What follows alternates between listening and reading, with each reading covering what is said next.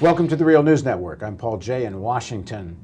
Shortly after 9/11 attack on the World Trade Center, envelopes started showing up in Congress and sent to certain journalists filled with anthrax. Eventually 5 people died and 17 people became sick, and a massive manhunt began looking for the perpetrator. Well, the Justice Department decided it was Army microbiologist Bruce Ivins. And in 2008, Bruce Ivins committed suicide. But did the Justice Department target the right man? Well, a recent piece of investigative journalism by Greg Gordon of McClatchy Newspapers suggests maybe they didn't. Now joining us is Greg Gordon. Thanks for joining us. Glad to be here, Paul. So just so people know, over your shoulder here is an envelope of one of the envelopes that was sent to Tom Brokaw. Yes. So tell us the story. Why do you think that Ivins may not have been the person?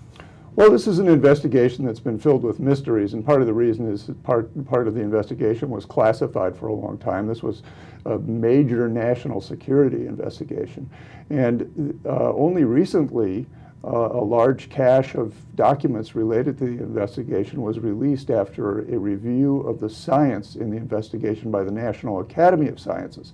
And there is some new information that's really intriguing in these documents.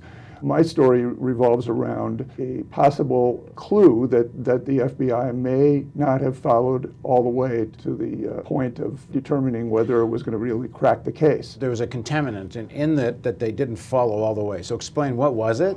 I mean, in your article, you call it a fingerprint. We're talking like a scientific fingerprint. It's a scientific fingerprint, exactly.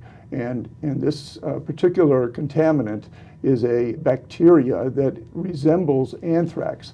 So much that microbiologists at bioweapons facilities around the United States and in other countries typically use this substance to see how anthrax would behave. For example, if it were sprayed in the air, like somebody might try to do if they were trying to kill a lot of people. So what happened is that as this investigation progressed, it was actually escalating the development of a brand new field of forensic, of microbial forensics. And this field involves tracing, looking at the genomes of the substances under the glass. And you point out in your report that Justice Department or FBI spent like $1 million just on this piece of the investigation. Well, no, they spent a lot more than that. They spent $1 million at the beginning on one sample, on looking at breaking down the genetic material in one sample. And then that very same test today would cost $10. That's how far this field has come. But what happened is that 2 of the letters, including the one addressed to Tom Brokaw at NBC, contained a contaminant. The anthrax powder wasn't as fine as the powder that was sent to 2 U.S. senators in Washington, and it could really cause a tremendous amount of havoc. So the question is, why don't they follow the track and find that contaminant? Because you might find out who made the anthrax. And they did at the beginning, but they pulled off, partly because they had zeroed in on a separate genetic trail that pointed to a flask that was in Dr. Ivins' laboratory at the U.S. Army Medical Research Institute of Infectious Diseases at Fort Detrick, Maryland. And that flask had mutations in the anthrax, and those mutations matched letters that were sent by the perpetrator. How unusual were those mutations? Those mutations were considered to be unique. So, but at the same time, this was kind of developing. The lab scientists discovered this separate track, and what was considered by an outside panel of scientists to be perhaps the best clue that had been developed in the lab to date.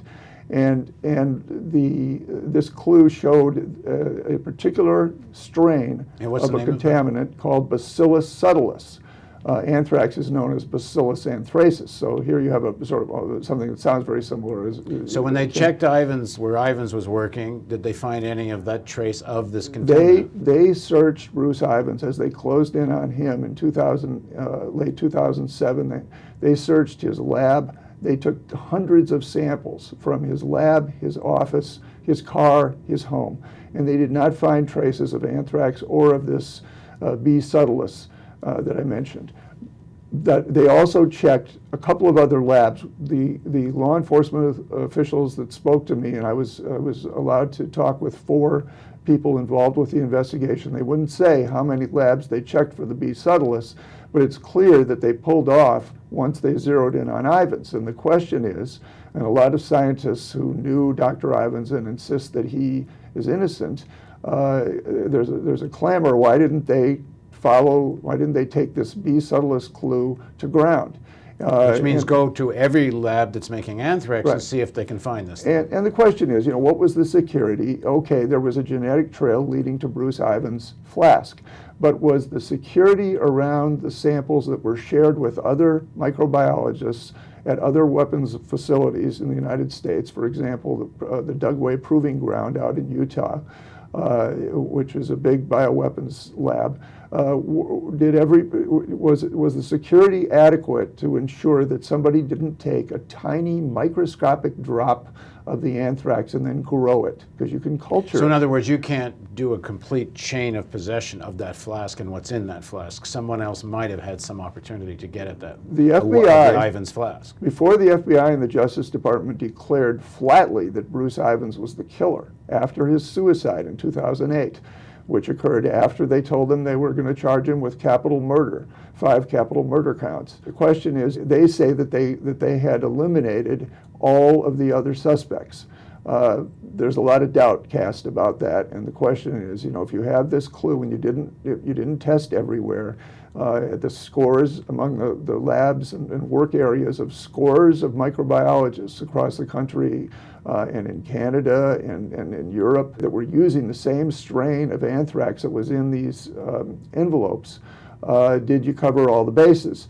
Is it possible that one of those researchers somehow was able to get a little piece of the anthrax that Ivins was shipping around? And the significance of all this is not just that Bruce Ivins committed suicide.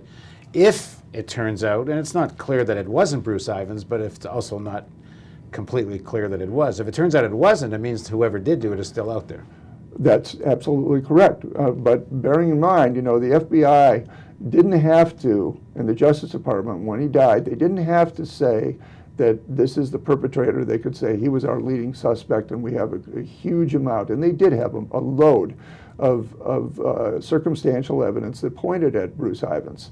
But did they have it nailed? Well, for example, they allege that he gave them samples that were purportedly from his flask, but weren't really from his flask in 2002 when they first canvassed all of the microbiologists. Which, if that's true, suggests he's trying to mislead them. That's what they believe. He tried to mislead them. They say that he had been working for a long time, really for most of his 27-year career, on an anthrax vaccine that was in trouble because of critics from Congress and elsewhere, and that he was motivated to seek revenge on those who were threatening the program that he was working on. They say he was a night owl in the weeks before the attacks in his lab, and that he liked to take nocturnal long drives. And these envelopes were mailed from a mailbox in Princeton, New Jersey. They eventually discovered by taking huge numbers of samples at all the mailboxes near where they were postmarked. And so the FBI did some tremendous work, cutting-edge work on this investigation. They got, if they didn't get the right guy, they sure got close. But the question is, is this a big lead here that wasn't totally followed to the point where it was airtight, where the case was airtight? And given what's at stake, it should have been airtight. And once he committed suicide, some people say that the FBI wasn't really under a lot of pressure because, if it wasn't Bruce Ivins, then they've driven an innocent man to his death. And so we have this pronouncement, flat-out pronouncement that he's the guy, and and that's the end of it. But there are a lot of questions that still persist. Thanks for joining us, Greg. Thank you very much. And thank you for joining us on the Real News Network.